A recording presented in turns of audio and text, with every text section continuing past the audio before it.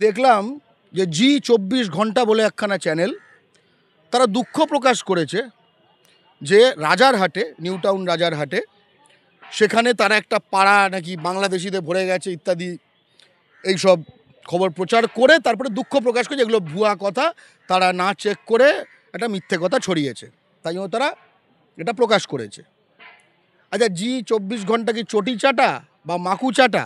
না, এই জি এর মালিক হচ্ছে সুভাষ চান্দ্রা, যে কিনা বিজেপির রাজ্যসভা সাংসদ ছিল।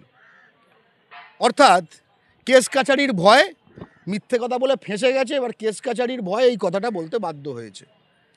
বাংলা থেকে কি এসআইআর এর ভয় বা কোনো এক কারণে প্রচুর লোক পালাচ্ছে?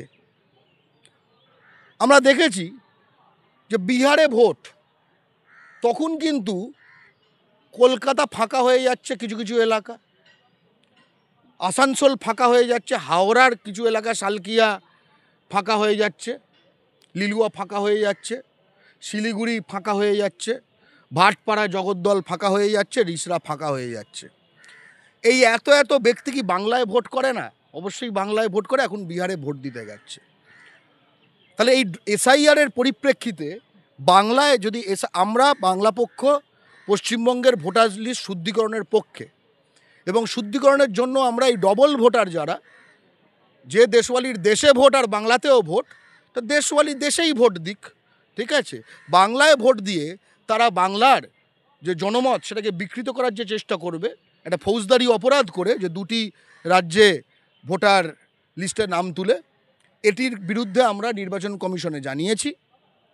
আবার একই সঙ্গে এটা আমরা বলতে চাই যে এই যে মিডিয়া ছুটছে লোকের পেছনে, দেখলাম একটা ছেলে বোধহয় রফিকুল নাম, রফিকুলই বোধহয় নাম, ঠিক আছে, দক্ষিণ 24 পরগনার ছেলে, উত্তর 24 পরগনা, 24 পরগনার ছেলে, দক্ষিণ 24 পরগনার ছেলে, দক্ষিণ 24 পরগনার ছেলে রফিকুল, চেহারা দেখে বোঝা গেল যে মানে আদি বাঙালি, বুঝলে তো?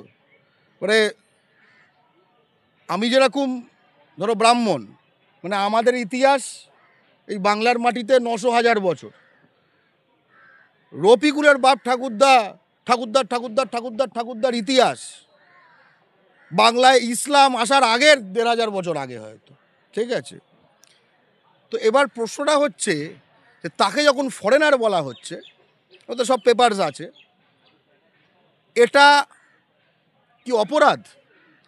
প্রথম কথা হচ্ছে, তুমি কাউকে যদি পররাষ্ট্রের নাগরিক বলো মিথ্যা প্রচার করে, এটা একটা ফৌজদারি অপরাধ, ঠিক আছে? কারুর সামনে বুম ধরা কি অপরাধ? বা কাগজ দেখতে চাওয়া কি অপরাধ?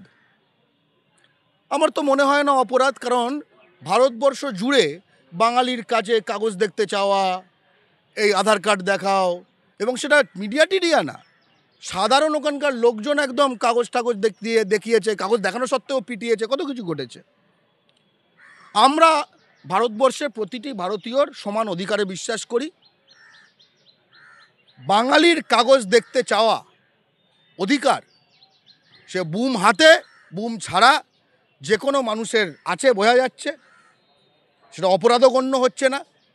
তাহলে এবার থেকে এই 1কে 1 বলা, 2কে 2 বলা, 10কে 10 বলা হতে পারে পাকিস্তানি। বাঙালি তাদের কাগজ চাওয়া শুরু করবে রাস্তায় ঘাটে, যে কোনো জায়গায়। আর তখন যদি বলে এগুলো আবার কি হচ্ছে, আমরা বলবো ওই যা হচ্ছে তাই হচ্ছে।